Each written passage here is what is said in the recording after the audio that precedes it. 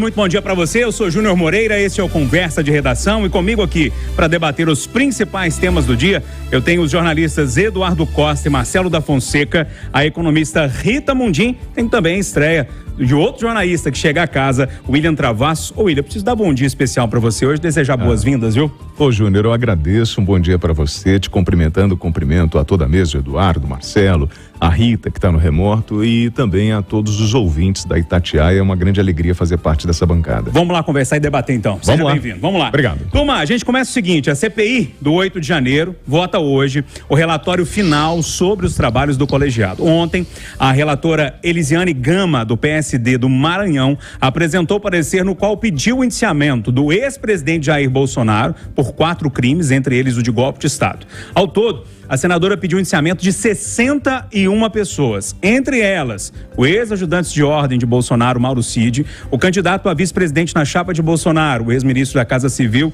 e da Defesa, Braga Neto, o ex-ministro de Gabinete de Segurança Institucional de Bolsonaro, General Augusto Heleno, e o ex-ministro da Justiça e Segurança Pública de Bolsonaro, Anderson Torres. Olha, tirando o Anderson Torres aqui, todos os outros que eu citei são das Forças Armadas, né? Alguns aposentados e outros da ativa.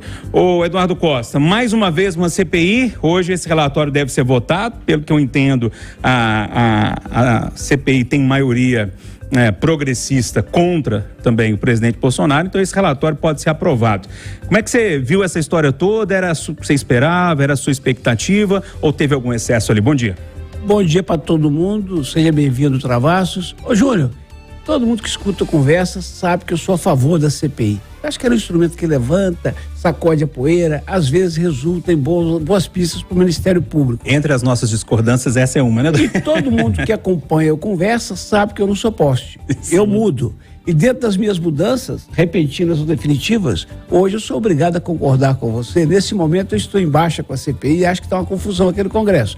Que eu me lembro assim de um momento. A CPI da manipulação no futebol, do MST, das lojas americanas, das pirâmides financeiras, é CPI demais, confusão demais e solução de menos. E essa dos atos golpistas vai entrar para a história, porque a relatora oficial está listando 61 do lado da direita e tem um relatório paralelo da direita listando não sei quantos da esquerda. Uma confusão, pouca profusão, 41 milhões de documentos para dar em nada. Vai dar em nada e aí eu sou obrigado a concordar com o amigo. Ô Rita Mundim, esse relatório era mais ou menos dentro do que você esperava? Como é que você viu essa CPI aí dos atos de 8 de janeiro? Qual que é a sua leitura sobre tudo isso? Bom dia para você. Bom dia, Júnior. Pegando um gancho no que o Eduardo falou, é um relatório muito mais político do que técnico, porque são citados aí, como você mesmo disse, aí 61 pessoas, praticamente todas ligadas direta ou indiretamente ao presidente Bolsonaro, que nem estava no Brasil, e é um relatório que não fala da omissão. E da omissão e da responsabilização daqueles que estavam no governo. Quem estava no governo no dia 8 de janeiro era o presidente Lula e seus ministros. Então, houve omissão, sim. Houve omissão e essa omissão não foi apurada e muito menos responsabilizada. E preferiram politicamente colocar, né, dentro desse relatório, em cima daquilo que a gente já sabe, reunião com embaixadores, a minuta do golpe, gente, é uma minuta, né, uma minuta que foi achada na casa do Anderson Torres, que também não estava no Brasil. Então, um relatório muito mais político do que técnico e é uma frustração para a sociedade brasileira, né, que poderia ter, mais uma vez, uma peça técnica apontando, né, para linhas de investigação e de responsabilização, linhas sérias de responsabilização pelos atos do 8 de janeiro. Então, isso é um relatório capenga, no meu modo de entender, porque faltou apurar as omissões que houveram durante aquele dia. Marcelo da Fonseca, um relatório capenga, manco, como a Rita disse, ou um relatório que traz algo mais próximo da realidade? Bom dia para você. Bom dia, Júnior. Bom dia, amigos do Conversa. Bom dia a todos os ouvintes. Eu concordo com a Rita. Acho que a CPI foi um fracasso em muitos aspectos que ela poderia ter avançado e não avançou. É muito complicado quando a CPI já começa e a gente já consegue apontar o relatório final. O que vai ter no relatório final.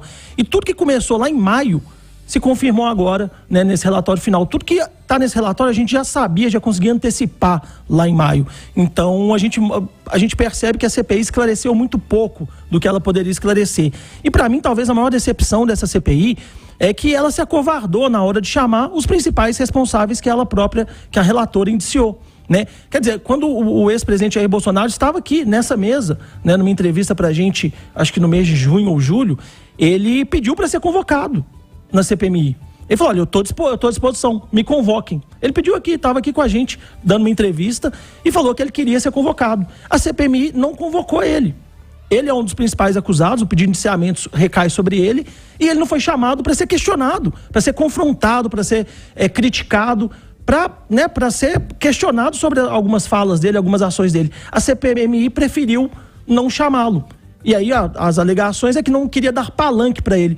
Poxa, mas se você está pedindo indiciamento, 29 anos de prisão, né, para um político brasileiro, ele tem que ter o espaço dele para responder e para ser confrontado com o que ele fez. Então faltou coragem a essa CPMI, faltou chamar várias pessoas. Do lado da esquerda também, faltou chamar o Gonçalves Dias, né, o ex-chefe do GSI, que era o responsável pela segurança no dia 8 de janeiro. Então faltou muita gente, faltou chamar o ministro Flávio Dino. Por que o ministro da Justiça, Flávio Dino, não foi convocado nessa CPMI? Para também explicar, para apresentar a versão dele. E aqui eu não estou falando nenhuma conclusão de que seria isso ou daquela forma, mas faltou transparência, faltou coragem, e essa CPMI provavelmente é mais uma que não vai dar em nada no Congresso, né? São 6 meses de trabalho quase, provavelmente um tempo e dinheiro desperdiçado do nosso Congresso. Como 90% das CPIs, né? Ou mais um pouquinho. Ô William, trazendo você para a roda de conversa aqui, o professor Felipe Nunes não está na bancada hoje com a gente, mas está participando aqui pelo WhatsApp. Ele me mandou um número interessante que eu quero levantar a bola para você. Tem uma pesquisa da Quest de agora, né, dos últimos dias, que mostra que a CPI do 8 de janeiro virou mais um assunto no Brasil politizado e polarizado, né? 80% dos eleitores do presidente Lula acham que Bolsonaro tem influência no 8 de janeiro. Já 80% dos eleitores de Bolsonaro acham que não. Ou seja, até o número é muito igual à pesquisa da Quest que traz pra gente tentar entender também números, né, isso tudo. Esse número não me assusta. O que me assusta é eu pagar R$41 mil a um senador e achar que ele está usando a TV Senado para autopromoção.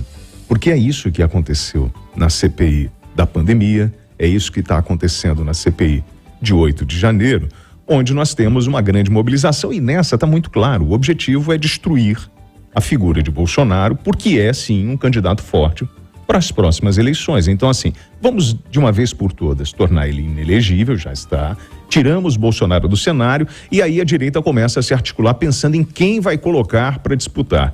A senhora Elisiane Gama, a relatora, ela me remete muito ao relator da CPI da pandemia, Renan Calheiros. A investigação, melhor, o questionamento às autoridades que foram prestar depoimento é vergonhoso, porque essa senhora já conseguia trazer a resposta da pessoa que ela estava entrevistando. Então ela ouvia o que ele estava, e depois, então o senhor está dizendo isso.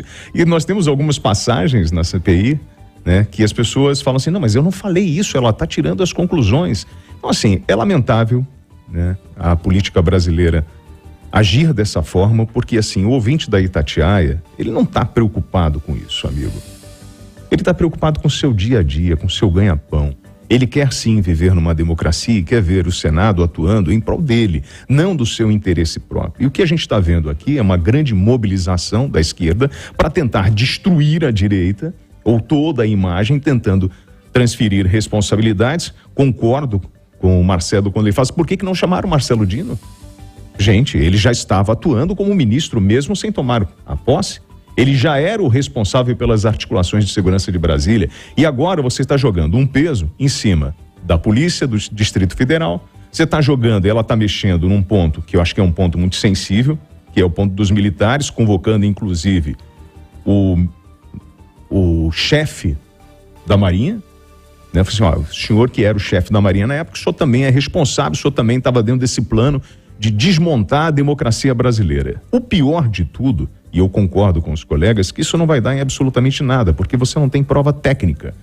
Ou nós vamos usar somente delações, porque se for usar delação, a gente já sabe que não funciona. Os senhores lembram do Palocci falando do atual presidente.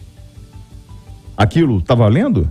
E hoje vai continuar valendo? Então, assim, estão usando o nosso dinheiro para propaganda, para autopromoção, e no fundo, os principais pontos de interesse do Brasil estão sendo esquecidos. Ô Júnior, só o principal ponto que foi usado nesse relatório, vale a gente lembrar também, foi o depoimento do hacker Walter Delgatti. Um depoimento completamente confuso, que ele começou falando uma coisa, depois mudou. Então, quer dizer, a principal fonte usada pela relatora, né, foi um depoimento que praticamente não teve... De um criminoso.